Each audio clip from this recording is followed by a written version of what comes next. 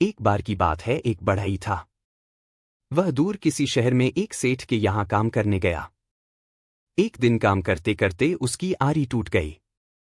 बिना आरी के वह काम नहीं कर सकता था और वापस अपने गांव लौटना भी मुश्किल था, इसलिए वह शहर से सटे एक गांव पहुंचा।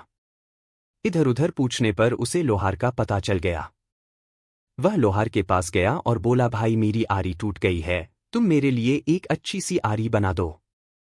लोहार बोला, बना दूंगा, पर इसमें समय लगेगा, तुम कल इसी वक्त आकर मुझसे आरी ले सकते हो।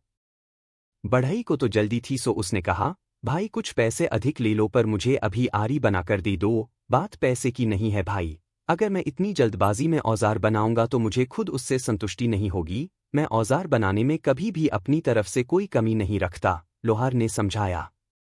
बढ़ई तैयार हो गया और अगले दिन आकर अपनी आरी ले गया। आरी बहुत अच्छी बनी थी। बढ़ई पहले की अपेक्षा आसानी से और पहले से बेहतर काम कर पा रहा था। बढ़ई ने खुशी से ये बात अपने सेठ को भी बताई और लोहार की खूब प्रशंसा की। सेठ ने भी आरी को करीब से देखा। इसके कितने पैसे लिए? उस लोहार ने सेठ ने बढ़ई से पूछा। 10 रुपए। सेठ ने मन ही मन सोचा कि शहर में इतनी अच्छी आरी के तो कोई भी 30 रुपए देने को तैयार हो जाएगा। क्यों न उस लोहार से ऐसी दर्जनों आरियां बनवाकर शहर में बेचा जाए। अगले दिन सेठ लोहार के पास पहुंचा और बोला, मैं तुमसे ढेर सारी आरियां बनवाऊंगा और हर आरी के 10 रुपए दूंगा, लेकिन मेरी एक शर्त है। आज के बाद तुम सिर्फ मेरे लिए काम करोगे, किसी और को आरी बनाकर नहीं बेचोगे। मैं आपकी शर्त नहीं मान सकता, लोहार बोला। सेठ ने सोचा कि लोहार को और अधिक पैसे चाहिए। वह बोला, ठीक है, मैं तुम्हें हर आरी के 15 रुपए दूंगा, अब तो मेरी शर्त मंजूर है। लोहार ने कहा, नहीं, मैं अभी भी आपकी शर्त नहीं मान सकता। मैं अपनी मेहनत का मूल्य खुद निर्धारित करूंगा। मैं आपके लिए काम नहीं कर सकता। मैं इस दाम से संतुष्ट हूं, इससे ज्यादा दाम मुझे नहीं चाहिए। बड़े अजीब आदमी हो, भला कोई आती हुई लक्ष्मी को मना करता है? व्यापारी ने आश्चर्य से बोला। लोहार बोला, आप मुझसे आरी लेंगे, फिर उसे दुगने दाम में गरीब खरीदारों को बेचेंगे, लेकिन मैं किसी गरीब के शोषण का माध्यम नहीं बन सकता।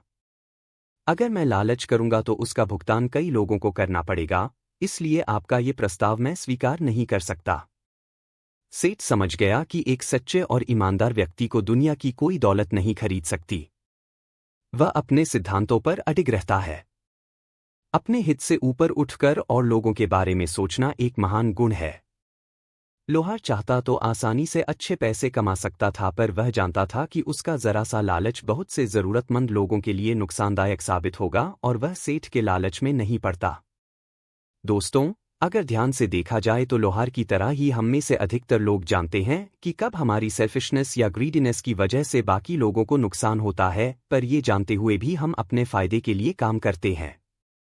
हमें इस बिहेवियर को बदलना होगा। बाकी लोग क्या करते हैं इसकी परवाह किए बगैर हमें खुद ये फैसला करना होगा कि हम अपने फायदे के लिए ऐसा कोई काम न करें जिससे औरों को तकलीफ पहुंचती हो।